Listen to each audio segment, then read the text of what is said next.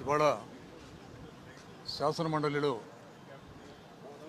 ప్రశ్నోత్తరాల సమయంలో గిరిజన సంక్షేమ శాఖ మంత్రి వర్యులు రాష్ట్ర గిరిజన ప్రాంతంలో ఉన్నటువంటి ఉద్యోగస్తుల సంఖ్య ఎంత, ఉద్యోగస్తుల భర్తీ ఏ విధంగా జరిగిందని ప్రశ్నకి అసంపూర్ణంగా బాధ్యత లేనటువంటి సమాధానాలు ఇవ్వటం అనేది దురదృష్టకరం.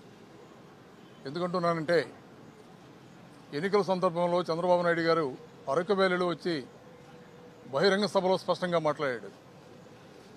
జియో నంబర్ 3ని సుప్రీంకోర్టు కొట్టివేసింది కాబట్టి వీలైతే జియో నంబర్ని పునరుద్ధరిస్తాను, సాధ్యం కాని పక్షంలో ప్రత్యామ్నాయ జియో తెచ్చైనా సరే 100% గిరిజన ప్రాంతాల్లో ఉద్యోగులన్నీ కూడా గిరిజనుల చేతే భర్తీ చేస్తారని వారు మాట్లాడారు. కానీ ఎన్నికైపోయింది, కూటమి అధికారంలోకి వచ్చింది. నిన్న మొన్న జరిగినటువంటి డిఎస్సిలో కేవలం 6% మాత్రమే గిరిజన అభ్యర్థులతో భర్తీ చేసి గిరిజన ప్రాంతానికి తీవ్రమైనటువంటి నష్టాన్ని చేకూర్చి ఇచ్చిన మాటని కూడా నెరవేర్చలేనటువంటి పరిస్థితుల్లో ముఖ్యమంత్రి చంద్రబాబు నాయుడు గారు ఉన్నారు. మేము చాలా స్పష్టంగా చెప్పాం, జియో నంబర్ 3ని మళ్లీ పునరుద్ధరించడం కష్టమైతే ప్రత్యామ్నాయంగా ఏర్పాట్లు చేయాలి. మీరిచ్చినటువంటి స్పష్టమైనటువంటి హామీనే మీరు మాట తప్పారు. ఇవాళ గతంలో జగన్మోహన్ రెడ్డి గారు ముఖ్యమంత్రిగా ఉండగా ఒక ప్రయత్నం చేశాం. మేము జియో నంబర్ 3 సుప్రీంకోర్టు కొట్టివేసినటువంటి సందర్భంలో ప్రత్యామ్నాయ ఏర్పాట్లకి అడ్వకేట్ జనరల్ గారిని కూర్చోబెట్టి ఏం చేస్తే బాగుంటుందని ఆలోచన చేసినప్పుడు రాజ్యాంగంలో ఉన్నటువంటి 5వ షెడ్యూల్ ప్రకారం 5వ షెడ్యూల్ క్లాస్ 2 ప్రకారం ఏజెన్సీ ప్రాంతాల్లో ఉద్యోగులన్నీ కూడా గిరిజనులకే ఇవ్వాలంటే, స్థానిక గిరిజనులకి ఇవ్వాలంటే 5వ షెడ్యూల్లో క్లాస్ 2ని సవరించాలి. అది సవరించాలంటే కేవలం ప్రెసిడెన్షియల్ ఆర్డర్తో ఇది సాధ్యమవుతుంది. కాబట్టి రాష్ట్ర ట్రైబల్ అడ్వైజరీ కమిటీ మీట్ అయ్యి ట్రైబల్ అడ్వైజరీ కమిటీ ఒక రికమెండేషన్ తీసుకొని ఆ రికమెండేషన్ని ప్రభుత్వం ద్వారా కేంద్ర ప్రభుత్వానికి పంపించి రాజ్యాంగంలో ఉన్నటువంటి 5th షెడ్యూల్ని క్లాస్ 2 అమెండ్ చేసి దానికి సమానమైనటువంటి జియో నంబర్ 3కి సమానమైనటువంటి చట్టబద్ధత కలిగినటువంటి ప్రెసిడెన్షియల్ ఆర్డర్ ఉన్నటువంటి జియోని తీసుకురాగలిగితేనే ఇది సాధ్యమవుతుందని ఆ రోజు జగన్మోహన్ రెడ్డి గారు ఒక మంచి నిర్ణయాన్ని తీసుకున్నారు. దురదృష్టం ప్రభుత్వం మారిపోయింది.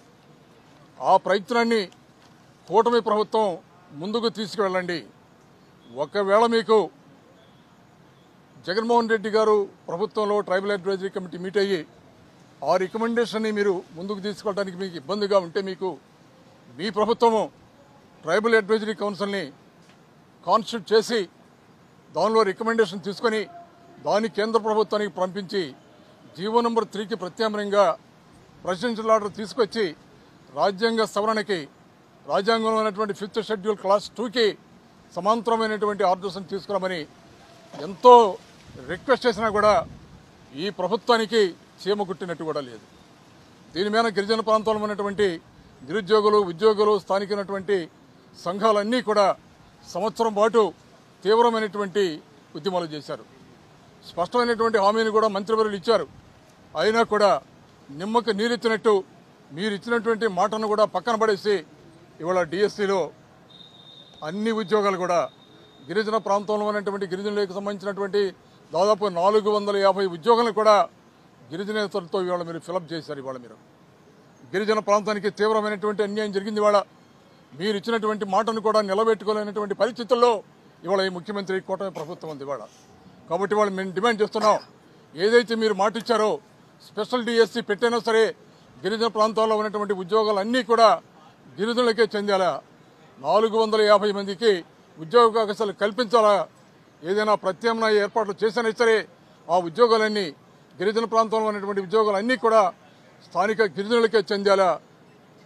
ప్రభుత్వం వీలైనంత త్వరగా చర్యలు తీసుకోవాలని ప్రభుత్వాన్ని డిమాండ్ చేస్తున్నాం. Thank you.